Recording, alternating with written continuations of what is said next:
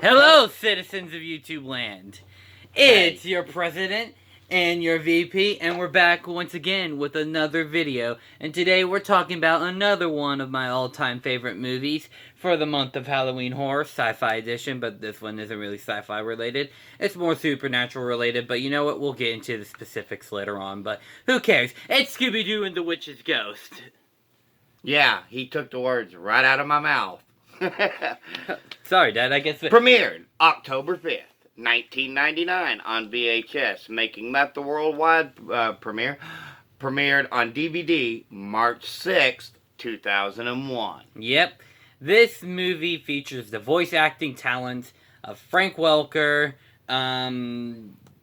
Scott Innes as Scooby and Shaggy, Frank Welker as Fred Jones, Tim Curry as Ben Ravencroft, and just a whole bunch of others. It's really cool. And, we get villainous Tim Curry in this one. So, yeah, So I guess we should start it up. We start up the film opens up in a museum where we see this doctor walking down this hallway to do some late night paperwork, and we see like Fred, Daphne, and Velma. They're all together pretending to be statues in the museum. And then we see Scooby and Shaggy. They're also Shaggy's a caveman. Scooby-Doo is like this monster threat thing. It's really funny. And then we see like these two mummy things come out of their coffins, and they attack the doctor. And then Scooby and Shaggy, they pulled the trap. Boom! It comes down. But then they actually get out of it with their axe, and so then it starts a chase scene where we get a rendition of the Scooby-Doo theme. This time it's not done by Sky Cycle, unfortunately, but it is what it is. I don't know who actually did the Scooby-Doo theme this time, but they are really cool and really good at what they did. And yeah, it's a lot of fun. And so then we see, it's this chase scene. The Scooby-Doo theme is playing in the background. Scooby and Shaggy, they're running away from it. There's a lot of comedy. It's fun. And then the two villains, they trip over a foot. And then we see that this foot belongs to Ben Ravencroft, as we already previously mentioned. He is voiced by the talented Tim Curry. In case you guys don't know, he was in Home Alone 2, I think the Rocky Horror Picture Show, if I remember correctly, and Stephen King's It. Along with a host of other things. I mean, pretty much everybody knows who Tim Curry is. So, Ben Ravencroft, he invites them to go home with him to Oak Haven, Massachusetts. Now, initially, when we watched this film, before this time, it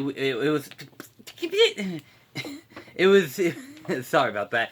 It was a New England town, and and Ben Ravencroft also happens to be a famous horror writer in this Scooby-Doo world. So we're thinking that they were probably parodying Stephen King when they made this character. I mean, he's a famous horror author. He's from a New England town. Yeah.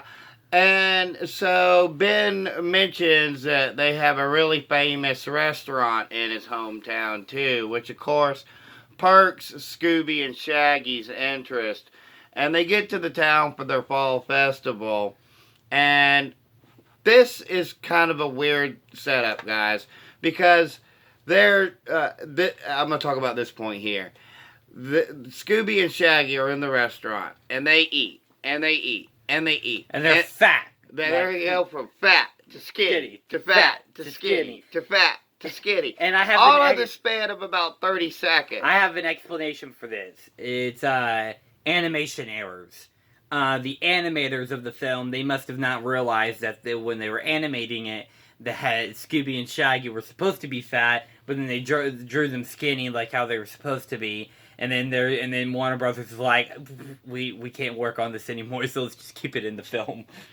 Yeah, and so they, as I said, they come to the town, and there is a mystery about involving Sarah Ravencroft, who was the ancestor of Ben Ravencroft, and she's the ghost, and apparently she was a witch, But then Ben Ravencroft explains that she was actually a Wiccan who healed people under the oak tree.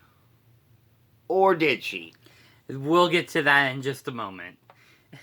So Scooby and Shaggy, you know, they get out from their meal. They have like this mountain of dishes that they ate, and they're fat again. And by they're the fat way. again. They're like that. And so then after that, you know, they're walking, you know, and then they see three girls. They come out of these like misty shadows and stuff, and then Scooby and Shaggy, they're like they immediately run away because they think they're witches. But wait a minute. First, they heave their fat up to make their chest look like they're bulking. Yeah, strong men. because Now, they were girls. Scooby apparently had an attraction to the girls. Dad, don't question it. Just say it. Just say it. Don't question it. You're going to get a channel demonetized for making that joke. I didn't go into full where I could go with it, but because we keep these things family friendly. But anyways, guys, that was a bit of it's kind of a catch you off guard kind of moment. But then they immediately see that these girls, they're like not your typical pretty girls, and so their fat basically goes back down. Yeah. And then they just bolted out of there. And they run away, and apparently they burned off all their food. And then so they were hungry again. I'm like, what? What? What? Yeah. It makes no sense. And then finally we see the witch's ghost. And it starts like throwing fireballs at Scooby and Shaggy and all that. And then, you know, they start running away and they run into the mystery gang. Velma, she like finds this powder stuff on the ground and whatever. And so then they start checking the area, and then they run into a stage and concert and rehearsal where the Hex Girls are playing. And who were the three girls from earlier, by the way? I wanted to save their introduction for this because this is when we actually formally introduced to them. But yeah, this is the Hex Girls. Many fans of Scooby-Doo, they'll probably know them. They've been in like 4 of the Scooby-Doo properties now, which is more than any other character other than the actual Scooby gang itself has been in. You know, it's really cool, and they're really cool, you know, and it's like, They sing this song called "We're the Hex Girls." I think it's what it's called. I honestly can't remember. But yeah, they sing this song. It's really cool. The entire mystery gang, they're dancing and stuff. Fred, he's like just freaking enamored. He's enamored with them. Yeah. And so Daphne, who... She catches a glance at Fred and shows she like elbows him full force. Because they have the thing, and those of you who have watched the shows and the movies can put 2 and 2 together here. Yeah. Okay, that Daphne and Fred are kind of an item. And Fred insists that him and Daphne go look for the ghost, and Velma... No, they follow the Hex Girls and the others... go look for the ghost. And Velma says, "Gee, Fred, why do you always pair up with Daphne?" And Fred has no explanation for it. He's like, well, you see, yeah. And Velma's like, never mind, Fred, that's a good idea. Now, Velma also, at this point in the story, has a crush on Ben Ravencroft. Because she's spouting off nonsense about how she loves his mystery books and how she's really enthralled by his scary stories. So yeah, she has an infatuation with him too. Think about if Velma met the real Stephen King and not just the parody ripoff that they were making. Like, perhaps. Like reading the actual Stephen King stories. Like, yeah. But so they follow the Hex Girls, and that's when Daphne says, "Well, gee, Fred, why do you put us together?" And Fred is like, "Well, I guess there's been no good time to say, and I guess we might as well now." And so Daphne leads in for a kiss. But then Fred is like, "Hey, look, this the Hex Girls." It's like just perfect timing. You're like, we see what you did there, Warner Bros. And they were going to go perform this ritual And it's actually so that they can, like, soothe their vocal cords and whatnot. Yeah, it's a harmless ritual, really. It's just basically like some mints or something that they concoct. It's like herbal tea, I think is exactly. what it is. And so then they are searching and everything, and the witch's ghost shows up again. They trap the witch's ghost. We're skipping ahead, but yeah. It turns out that the townspeople had concocted it for their fall festival. Which, fun fact, guys, that was actually supposed to be the ending of the film. Really? Yes, that the townspeople had in fact concocted it as the hoax. But they find, but they find out that it's a hoax, and so Velma helps Ben Ravencroft track down the book, and it turns out it wasn't a Wiccan book at all.